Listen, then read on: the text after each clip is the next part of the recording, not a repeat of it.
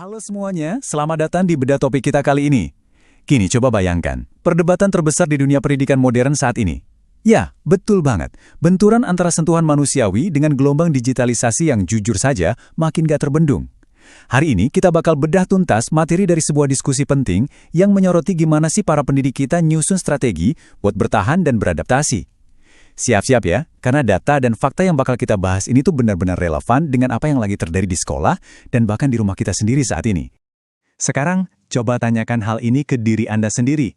Di era di mana kecerdasan buatan atau AI bisa ngasih jawaban atas hampir semua pertanyaan cuma dalam hitungan detik, apakah kita masih butuh sosok guru agama di ruang kelas? Ini dia nih ketegangan klasik, manusia versus mesin, yang bakal jadi sorotan utama kita. Pertanyaannya, apa iya teknologi bakal sepenuhnya menggantikan peran spiritual? Atau jangan-jangan kita justru butuh peran manusia lebih dari sebelumnya? Yuk kita cari tahu. Kita masuk ke bagian pertama, tantangan generasi digital. Nah, untuk paham seberapa nyata masalah ini, kita harus lihat momen yang satu ini. Pertemuan tanggal 2 Mei 2026 kemarin ini jelas bukan sekedar kumpul-kumpul biasa ya. Di acara Rapat Koordinasi Wilayah dan Talk Show AGPAI alias Asosiasi Guru Pendidikan Agama Islam Indonesia di Sulawesi Tenggara, para pemangku kepentingan kunci itu ngumpul semua. Bayangkan, mulai dari staf ahli gubernur, kepala dinas pendidikan, sampai perwakilan guru dari berbagai daerah, semuanya bertemu di BPMP Sultra di Kendari. Kenapa? Karena ada krisis mendesak yang harus cepat ditangani. Momentum strategis ini tuh bukti kuat kalau tantangan pendidikan di era transformasi digital ini beneran ada di depan mata. Dan butuh aksi kolektif, bukan cuma teori. Kalau kita lihat krisisnya, wah ini sangat kontras. Ketua DPW AGPII Sultra, Bapak Lahamiku, belak-belakan menyoroti realitas pahit di lapangan. Di satu sisi, generasi muda kita ngalamin penurunan minat baca Al-Quran dan kedisiplinan ibadah yang lumayan drastis gara-gara, ya perhatian mereka terlalu asik tersita oleh layar gawai. Tapi, paradoksnya nih, beban para guru justru makin berat. Mereka nggak boleh gaptek, mereka dituntut punya literasi digital yang mumpuni, dan pastinya kompetensi pedagogik yang harus terus berkembang. Poin krusialnya di sini adalah, kita lagi ngadepin jurang pemisah yang lebar banget antara murid yang makin jauh dari nilai spiritual akibat distraksi digital dan guru yang ngos-ngosan dituntut mengejar ketertinggalan teknologi. Oke, lanjut ke bagian kedua. Peran guru menghadapi AI. Bapak Lahamiku ngasih peringatan yang cukup keras di sini. Kata beliau, kita nggak bisa tutup mata.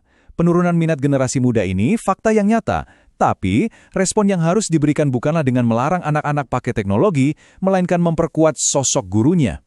Jadi, meningkatkan kapasitas guru pendidikan agama Islam itu bukan lagi sekedar opsi tambahan, tapi benar-benar keharusan yang sangat mendesak. Guru harus bertransformasi dari yang tadinya sekedar penyampai informasi menjadi pembimbing kehidupan dan teladan yang nyata, sesuatu yang pastinya nggak akan pernah bisa diunduh dari internet.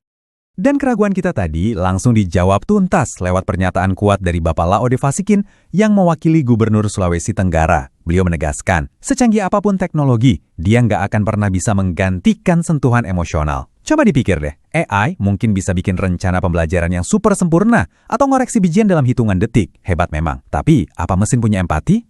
Jelas enggak. AI nggak bisa ngasih sentuhan emosional atau jadi sosok teladan moral buat anak-anak yang lagi bingung cari jati diri. Nah, inilah alasan mutlak kenapa guru agama posisinya nggak akan pernah tergeser oleh kecerdasan buatan. Kita masuk ke bagian ketiga, sinergi lintas sektor dalam pendidikan. Tentu aja, para guru nggak bisa dibiarkan berjuang sendirian ngadepin raksasa digital ini. Sinergi yang terbangun di sini pemetaannya terstruktur banget. Di satu sisi, ada pemerintah daerah lewat Dinas Pendidikan dan Teacher Learning Center yang fokus memfasilitasi pembentukan karakter sejak dini dan pelatihan kompetensi guru. Secara bersamaan, Kementerian Agama memastikan pembinaan keagamaannya tetap jalan dan berkolaborasi secara erat. Terus di garis depan, ada AGPAI yang hadir sebagai wadah perumusan perencanaan strategis langsung dari perspektif para pendidiknya. Jadi kelihatan banget ya, nggak ada ego sektoral di sini. Semuanya bergabung demi satu misi. Dan yang bikin lega, dukungan tersebut bukan cuma wacana belaka. Ketua TLC Sultra, Bapak Ruslan, menegaskan komitmen lembaganya buat buka ruang kolaborasi seluas-luasnya demi mendukung pengembangan profesional guru PAI. Ini adalah langkah yang sangat taktis. Sekarang, guru-guru kita punya tempat dan sistem pendukung yang nyata buat ngasah kompetensi pedagogik serta literasi digital mereka, memastikan mereka selalu siap ngadepin dinamika ruang kelas yang modern. Terakhir, kita bahas bagian keempat, strategi kolaborasi masa depan.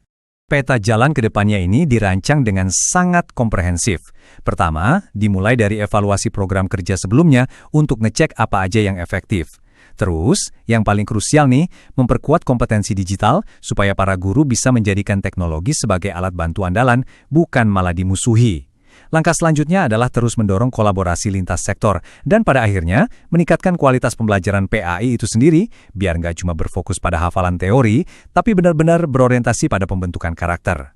Poin-poin ini dijamin bakal bikin para guru PAI makin adaptif dan tetap kokoh jadi benteng pertahanan moral bagi para siswa. Dari semua pembahasan kita, jelas banget kalau mendidik generasi di era digital ini ibarat sebuah pertempuran besar, dan guru-guru kita lah panglima utamanya. Tapi ingat, sistem pendidikan itu adalah sebuah ekosistem luas yang melibatkan kita semua. Makanya, saya mau meninggalkan Anda dengan satu pemikiran provokatif nih. Bagaimana sih Anda akan mendukung misi membangun generasi yang religius sekaligus adaptif di lingkungan Anda sendiri? Entah Anda itu seorang orang tua, praktisi, atau sekedar bagian dari komunitas, peran apa yang mau Anda ambil untuk memastikan sentuhan manusiawi ini nggak hilang ditelan algoritma?